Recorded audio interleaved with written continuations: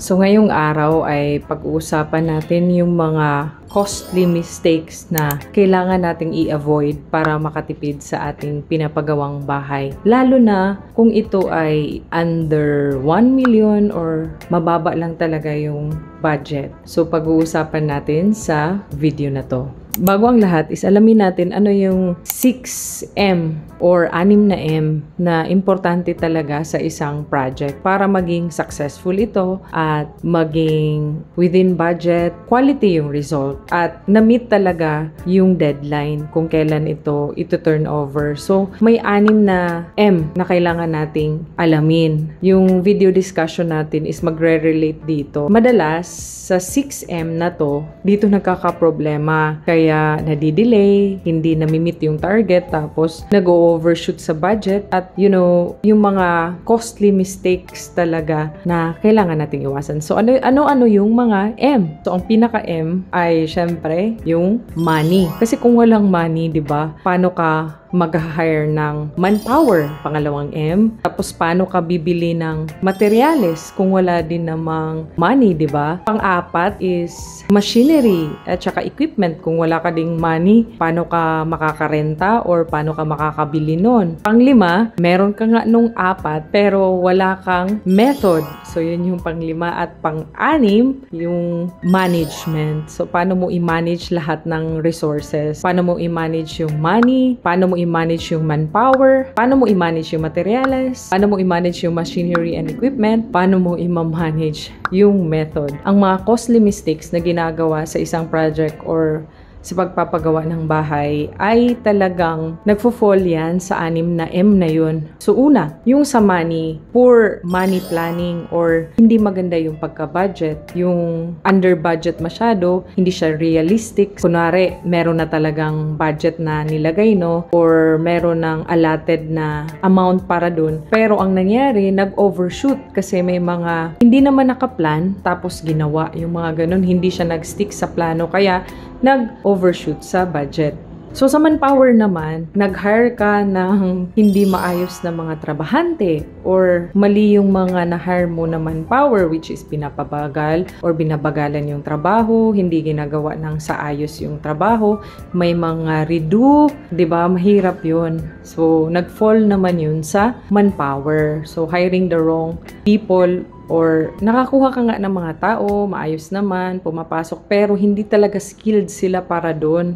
Kaya natatagalan talaga yung trabaho. So, ang solusyon doon is mag-invest ka sa mga skilled professional para sa dulo ay hindi ka mahirapan at hindi tatagal yung iyong project or pinapagawang bahay. Sa materials naman, bumibili ng overpriced na materials or hindi naghahanap ng alternative na pwede namang gamitin. Example, sa pintura, same ng brand, pero nakabili ka ng bulk nun sa isang supplier na mas higher talaga yung price, ang daming binili. So, yung ginastos mo is talagang mas malaki. Kaya kung itong mistake na to, kunwari, bibili ka lang diretso ng hindi ka nagpapakot or hindi ka nagtatanong sa ibang mga supplier ay talagang mag-a-affect siya sa iyong budget. So, instead na makasave ka or makatipid ka, wala, nadagdagan tuloy yung gastos. Ang allotted na budget para sa activity na yun or scope of work is nag-overshoot ka or tumaas ka dahil nga yung supply mo sa materials is iba doon sa budget. Hindi sila nag-meet. Kaya ang nangyari, mas mataas pala sa actual tapos dun sa estimate is mas mababa. So, maigi talaga na maghanap ka din talaga ng supplier at mag-canvas ka talaga para maiwasan yung ganun na scenario. Sa machinery and equipment naman, yung nagiging problema doon is underutilization. Tsaka, yung failing to use the essential tools. So, ang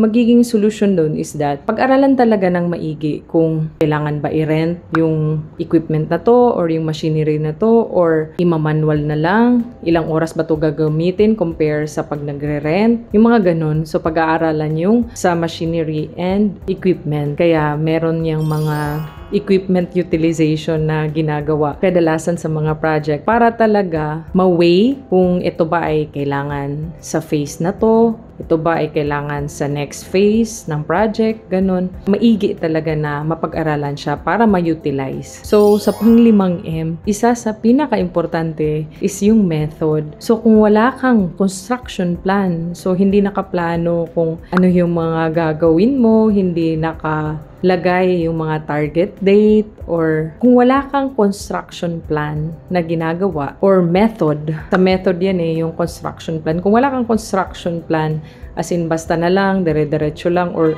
wala kang sinusunod talaga na guide, syempre mag-a-affect yun sa iyong project. So, maaari kang gumastos ng malaki kasi instead na yung project mo is hindi aabutin ng 8 buwan. So, yung target mo is 6 months lang. Tapos, ang nangyayari, lumampas ka dahil hindi mo naayos in the first place yung construction plan. Yung pagkasunod-sunod, ilang number of days, ilang manpower ang ilalagay. Kumbaga, yung scheduling, hindi mo inayos. Tapos, yung method pa, paano gagawin? Paano mo didiskartihan? So, sa method kasi, maigi na makipag-work ka sa isang professional, sa isang architect, engineer, or builders na alam talaga nila yung proseso, yung pagkasunod-sunod talaga nung construction phase, at saka mga gagawin talaga. So, para hindi ka mahirapan, yun yung isa sa akala mo na gagastos ka, di ba, ng malaki, pero may tutulong sa'yo at mag-guide sa'yo talaga na lalo na kung hindi mo kabisado. Pero may mga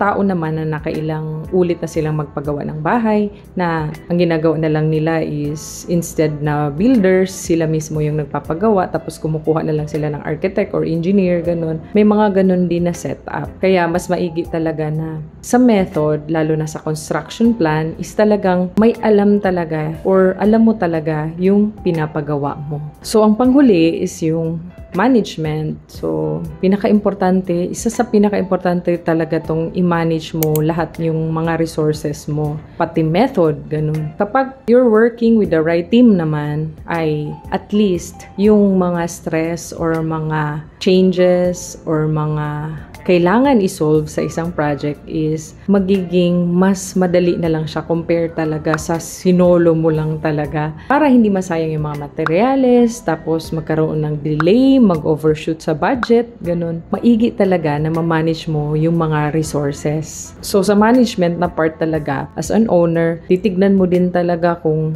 yung mga materyales ba ay walang waste, on time ba yung project, or hindi ba nadidelay doon sa sinabi or sa target or sa binigay na construction plan or binigay na project schedule. So, may mga project schedule kasi yan na sinusunod. Tapos kapag nakikita mo na, uy, parang ang tagal na nito yung duration dito sa plan is hindi na naaangkop sa actual or hindi na totoo, hindi na nangyayari yung nasa plano. So, pwede mong erase yun sa mga tao na ano nang nangyari or sa builders mo kung may nakuha ka or sa architect or engineer na kinuha mo para sa pagsusupervise ng iyong project. So, yung part na yan, yung sa management talaga is that regularly, maigi na malaman mo kung talagang yung nasa schedule ba yung project. Kasi yung time talaga kapag nadidelay talaga yung isang project, may kalakip kasi talaga yan na amount or naaapektuhan talaga yung budget ng isang project. Kasi the longer the duration, mas malaki yung gagastusin mo kapag arawan. Kapag kumuha ka naman ng builder tapos natagalan din sila sa project nila, possible na maapektuhan yung cash flow nila at may mga instances na pwedeng maapektuhan yung workmanship or yung quality ng materials. Kasi yun nga, masyado nang pinatagal or matagal na talaga yung project. So, ang mga iiwasan mo talaga na mga mistake is that yung paggamit inefficiently ng mga resources. Tao man yan, materyales, ganun. So, dapat maging efficient ka. Pangalawa is that yung iiwasan mo talaga yung mga redo, mga rework, or mga variation order. Kahit papano, kunwari may mga variation order talaga at hindi talaga maiwasan, at least i-target mo na wag naman lumampas ng 10% sa kabuuan ng project mo or 10% ng project mo kasi malaking amount na din yun. Kaya kung maaari, mag-stick ka talaga sa plan. Kung may mga changes man, at least cover siya ng yung contingency or para sa miscellaneous mo na budget. Ngayon na alam mo na yung 6M, alam mo na